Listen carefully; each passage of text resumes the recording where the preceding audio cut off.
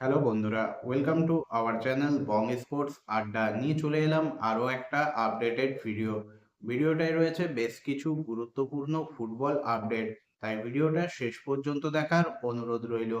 শুরু করব প্রথমে সন্তোষ ট্রফি জয়ী বাংলা দলকে নিয়ে। সন্তোষ ট্রফি জয়ী বাংলা দলকে আজ রাজ্য সরকারের তরফ থেকে সংবর্ধনা দেওয়া হয়, যেখানে মুখ্যমন্ত্রী এবং ক্রীড়ামন্ত্রীও উপস্থিত ছিলেন। পুরো বাংলা দলের জন্য 50 লক্ষ টাকা পুরস্কারের ঘোষণা করা হয় এই সংবর্ধনা সভার থেকে।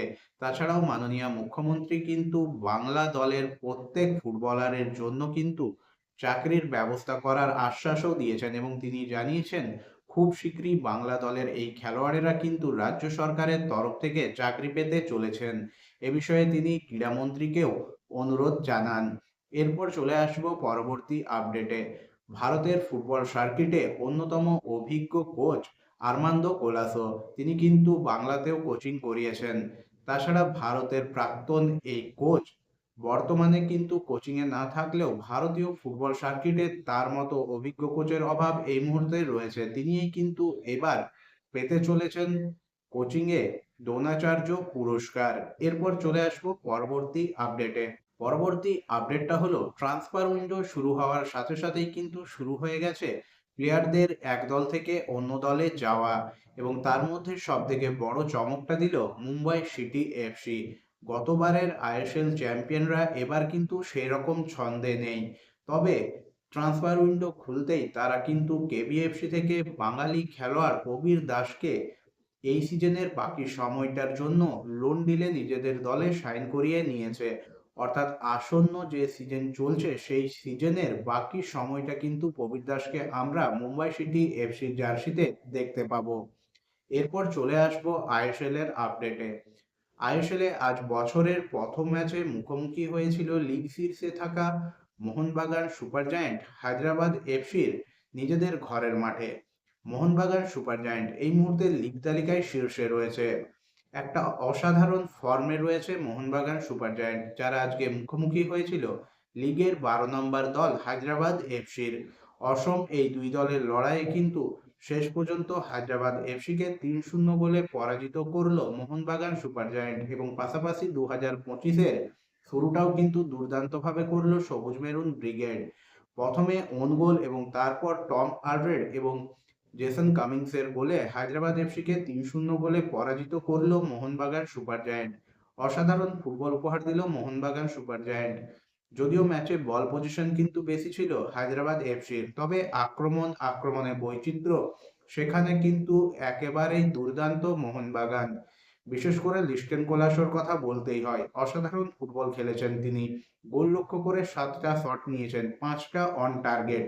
হ্যাঁ, যদি ফাইনাল থার্ডে একটু ভালোভাবে বল বাড়াতে পারতেন তাহলে কিন্তু দলের গোল সংখ্যা বাড়তেই পারতো। তাকে কিন্তু একটু স্বার্থপরতা ছাড়তে হবে, তাহলে দল কিন্তু আরো বেশি গোল পাবে। এরপর চলে আসবো কালকে মোহামেডান স্পোর্টিং ক্লাবের ম্যাচের প্রিভিউ নিয়ে। কালকে মোহামেডান স্পোর্টিং ক্লাব বছরে নিজেদের প্রথম ম্যাচে মুখোমুখি হচ্ছে নর্থ ইস্ট ইউনাইটেড এফসির। যে নর্থ ইস্ট ইউনাইটেড এফসি কিন্তু এবারের আইএসএল এ দুর্দান্ত ছন্দে রয়েছে, এবং লাস্ট 5 ম্যাচে তারা কিন্তু 9 পয়েন্ট সংগ্রহ করেছে, এবং লাস্ট 5টা ম্যাচের মধ্যে লাস্ট দুটো ম্যাচে তারা কিন্তু 8টা গোল দিয়েছে বিপক্ষকে, এবং শেষ ম্যাচে তারা তো বছরটা শেষ করেছে গতবারের ISL champion Mumbai city FC কে 3-0 গোলে পরাজিত করে। অপরদিকে মোহামেডান স্পোর্টিং ক্লাব আইএসএল এ দুর্দান্ত শুরু করলেও বছরটা শেষও হয়েছে দুর্দান্ত ভাবেই। হ্যাঁ, লিগ টেবিলের প্রথম 6 থাকা দল উড়িষ্যা এফসি কে কিন্তু আটকে দিয়েছে মোহামেডান স্পোর্টিং ক্লাব, এবং প্রায় 48 দিন পর পয়েন্ট সংগ্রহ করেছে সাদা কালো শিবির।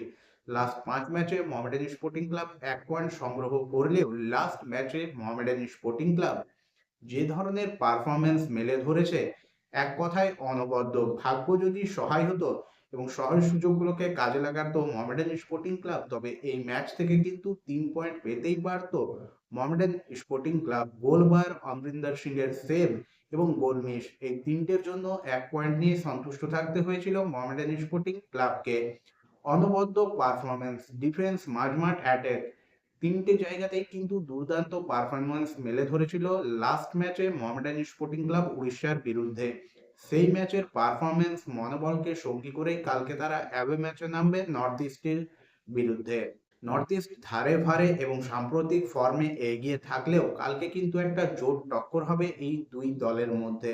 লাস্ট ম্যাচের পারফরমেন্সকে সঙ্গী করে মোহামেডান স্পোর্টিং ক্লাব কিন্তু নর্থ ইস্ট ইউনাইটেড এফসির বিরুদ্ধে লাস্ট ম্যাচের যে খেলা সেটাই খেলতে চাইবে এবং চাইবে যেন তেন প্রকারে হোক নর্থ ইস্ট ইউনাইটেড এফসির ঘরের মাঠ থেকে যাতে একটা পয়েন্ট নিয়ে ফিরতে পারে, কারণ পরের ম্যাচটাও অ্যাওয়ে ম্যাচ এবং তার আগে এই ম্যাচ থেকে যদি এক পয়েন্ট সংগ্রহ করে নিতে পারা যায় তাহলে মনোবলটা আরো বাড়িয়ে নিতে পারবে সাদা কালো শিবির এবং সাদা কালো শিবির চাইবে এইবার 2025-এর শুরুটা ভালোভাবে করতে। লাস্ট যখন এই দুটো দল মুখোমুখি হয়েছিল সেখানে কিন্তু একটা দুর্দান্ত লড়াই আমরা উপভোগ করেছিলাম। দুর্দান্ত ফুটবল খেলেছিল মোহামেডান স্পোর্টিং ক্লাব, যদিও ব্যক্তিগত নৈপুণ্যে এবং ক্ষণিকের ভুলে মোহামেডান স্পোর্টিং ক্লাব 94 মিনিটের মাথায় আলাদিন আজারের গোলে পরাজিত হয়েছিল। যে আলাদিন আজারে এবার কিন্তু আইএসএল এর আবিষ্কার বলা যেতে পারে। 18টা গোল টোটাল কন্ট্রিবিউশন করা হয়ে গেছে, 14টা গোল, 4টে অ্যাসিস্ট। দুর্দান্ত ছন্দে রয়েছেন এই স্ট্রাইকার। তাছাড়া বিশেষ করে কথা বলতে হয় নর্থ ইস্ট মাঝমাঠের অন্যতম স্তম্ভ বোমামের, মাকারডান, জিতেন এমএসদেরও। তারা কিন্তু দলটাকে একটা অন্য উচ্চতায় নিয়ে গেছেন। অন্যদিকে মোহামেডান স্পোর্টিং ক্লাব বেশ কিছু সমস্যায় কিন্তু জর্জরিত এই দলটা। এবার যেমন মোহামেডান স্পোর্টিং ক্লাবকে কালকের ম্যাচে 3জন বিদেশি নিয়ে নামতে হবে। কার্ড সমস্যার জন্য এই ম্যাচে মোহামেডান স্পোর্টিং ক্লাব পাবে না মাঝমাঠের খেলোয়াড় মির্জালভ কাসিমভকে। অর্থাৎ কালকের ম্যাচে ডিফেন্সে অগিয়ারের পাশাপাশি বাকি দুই বিদেশি হবেন অ্যালেক্সিস এবং ফ্রাঙ্কা। ফ্রাঙ্কার চোট পেয়েছিলেন লাস্ট ম্যাচে, বর্তমানে তিনি কিন্তু সুস্থ। কালকের ম্যাচে তাকে আমরা দেখতে পেতে চলেছি। প্রথম থেকেই এইরকমই আপডেট কিন্তু রয়েছে। খুব সম্ভবত যদি তাকে প্রথম একাদশে নাও দেখা যায় তবে কিন্তু পরিবর্ত হিসেবে তার খেলার সম্ভাবনা প্রবল। বন্ধুরা, তোমাদের কি মনে হয় কালকে কি মোহামেডান স্পোর্টিং ক্লাব পারবে নর্থ ইস্ট ইউনাইটেড এফসির মতো ফর্মের শীর্ষে থাকা দলের বিরুদ্ধে তাদের ঘরের মাঠে গিয়ে কোনো চমক দেখাতে বা একটা পয়েন্ট নিয়ে ফিরতে? অবশ্যই তোমাদের মতামত তোমরা কমেন্ট করে জানিও। আজকের এই ভিডিওটা বন্ধুরা এই পর্যন্তই। ভিডিওটা ভালো লাগলে অবশ্যই লাইক, কমেন্ট এবং শেয়ার করে দিও। চ্যানেলটাকে সাবস্ক্রাইব করে নিয়ে নোটিফিকেশন বেল অন করে নিও এইরকমই আপডেটেড ভিডিও সবার আগে পাওয়ার জন্য। দেখা হবে নেক্সট ভিডিওতে।